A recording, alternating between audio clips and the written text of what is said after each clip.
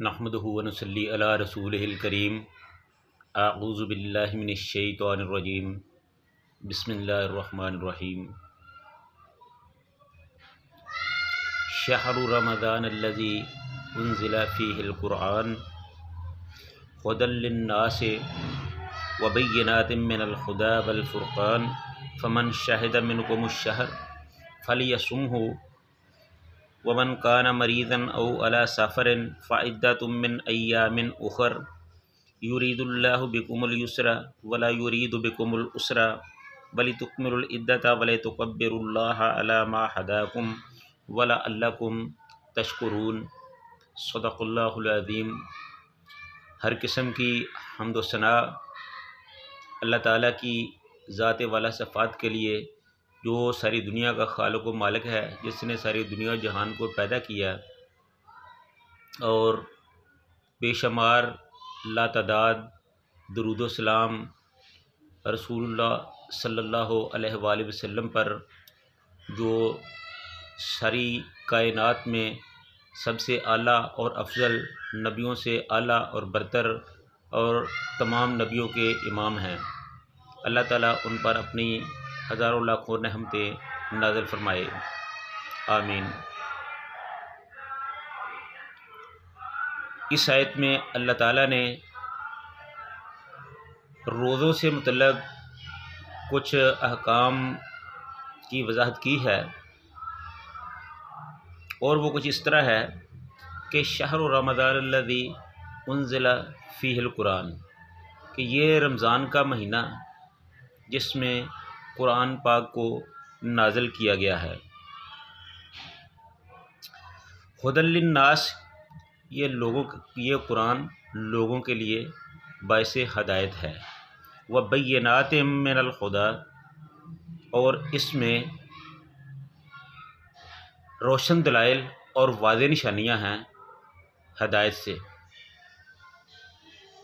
والفرقان، اور یہ اللہ کی طرف سے ایک معجزہ ہے، کیونکہ یہ فرقان کفر اور اسلام میں فرق کرنے والا، فرقان کا معنی ہے فرق کرنے والا، کس چیز میں؟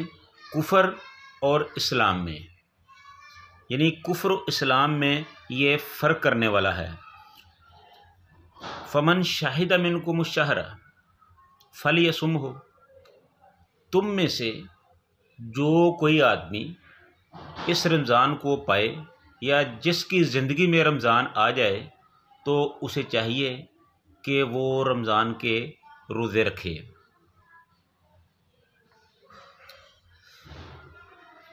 ومن کان مریضا او علی سفر فعدۃ من ایام اخر، اور جو تم میں سے کوئی مریض ہو یا سفر پر ہو تو اسے چاہیے کہ وہ ان روزوں کو دوسرے دنوں میں رکھ لے، یعنی ان کو یہ سہولت دی ہے اللہ تعالیٰ نے کہ وہ سفر کی حالت میں اگر روزہ نہ بھی رکھے تو اس پر کوئی گناہ نہیں۔ ہاں البتہ جب وہ اپنے سفر کو، کام کو مکمل کر لے تو بعد میں اس گنتی کو پورا کر لے، بعد میں اپنے روزوں کو پورا کر لے۔ اسی طرح بیمار آدمی جو ہے، بیمار آدمی اور مسافر آدمی، ان کے لیے اللہ تعالیٰ نے یہ چھوٹ دی ہے کہ جو بیمار آدمی ہے وہ صحت مند ہو کر روزہ رکھ لے، اور جو سفر پر گیا ہوا ہے وہ اپنے سفر کے بعد، فراغت کے بعد روزوں کی گنتی کو دوسرے دنوں میں پورا کر لے، لیکن اس کی چھوٹ نہیں ہے۔ یہ جو پچھلی آیت گزری ہے، اس میں اللہ تعالیٰ نے یہ فرمایا تھا کہ صاحب استطاعت، یعنی کہ تمام لوگوں کے لیے یہ ایک حکم تھا کہ وَعَلَى الَّذِينَ يُطِيقُونَهُ فِدْيَةٌ طَعَامُ مِسْكِين، کہ اگر تم روزہ نہیں رکھنا چاہتے تو اس کا فدیہ ہے صاحب استطاعت کے لیے کہ وہ روزوں کا فدیہ ادا کرے، یعنی ایک مسکین کو کھانا کھلائے، اسے روزے کا ثواب مل جائے گا۔ لیکن اس آیت میں اللہ تعالیٰ نے اس حکم کو، اس سہولت کو واپس لے لیا ہے، اب وہ فدیے والا معاملہ ختم ہو گیا ہے، اب ہر حالت میں روزہ ہی رکھنا ہے۔ ہاں البتہ ایسا مریض جو دائمی مریض ہو جس کو پتہ ہو کہ وہ علاج کے باوجود صحیح نہیں ہو سکتا، اس کی بیماری اس پر اتنی حاوی ہو چکی ہے کہ وہ علاج کے باوجود ٹھیک نہیں ہو سکتا، یعنی کہ وہ دائمی بیمار ہے، اسے ڈاکٹروں نے لا علاج کر دیا ہے تو وہ ٹھیک ہونے کی امید نہیں رکھتا، تو اس کے لیے یہ سہولت باقی ہے کہ وہ فدیہ ادا کرے، اللہ تعالیٰ اس کو روزے کا ثواب دے دے گا۔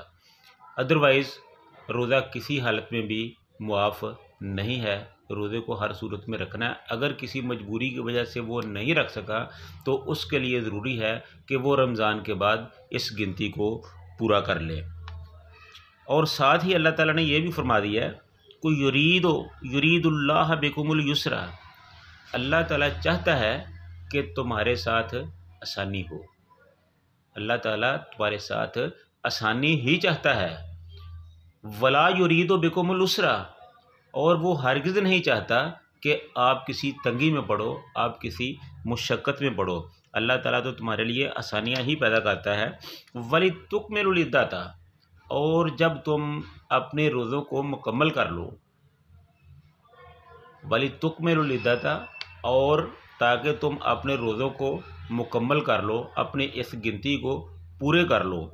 جب تمہارے روزے مکمل ہو جائے، یعنی کہ گنتی مکمل ہو جائے، یعنی 29 یا 30 روزے جب یہ مکمل ہو جائیں تو وَلِتُكَبِّرُوا اللَّهَ عَلَىٰ مَا هَدَاكُمْ، تو پھر تم اللہ کی بڑائی بیان کرو اس پر کہ جو اس نے تمہیں ہدایت دی۔